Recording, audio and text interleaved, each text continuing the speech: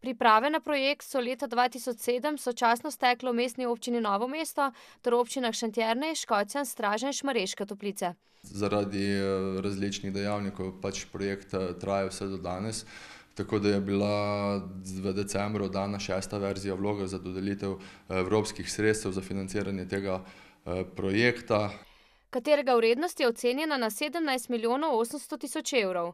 V 75% bo sofinanciran iz evropskih sredstev, 13% naj bi primaknila država, 12% pa našteto občine. Sicer je Iztok Zorko v imenu Komunale na javni tribuni vlade v Novem mestu minuli teden izpostavil težave pri oskrbi s pitno vodo. V največjem vodnem viru jezero je namreč po vsakem večjem deževju potrebnih 60 dni obveznega prekuhavanja, kar prizadene od 30 do 40 tisoč ljudi. Ne vem pa, zakaj se projekt, ki je bil že leta 2009 predan vsa dokumentacija na takrat na Ministrstvo za okolje in prostor, ki zajema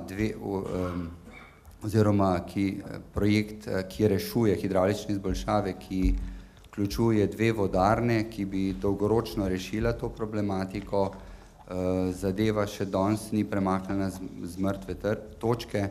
Tudi tu so še določene arheološke raziskave potrebne, niso še zaključeni PGD, PZI projekti in pridobljena vsa gradbena dovoljenja.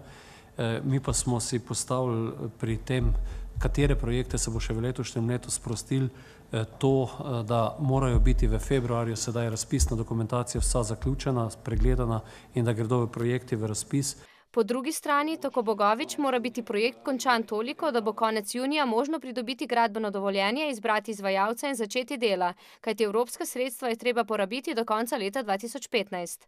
V sklopu tega projekta bo zgrajena vodarna Jezero s kapaciteto 160 litrov na sekundo, vodarna Stopiče s kapaciteto 60 litrov na sekundo, 4 vodohrani, ki Škocjan, Gorenja vas in pa Dolenja Straže in pa 40 km vodovodnega omrežja.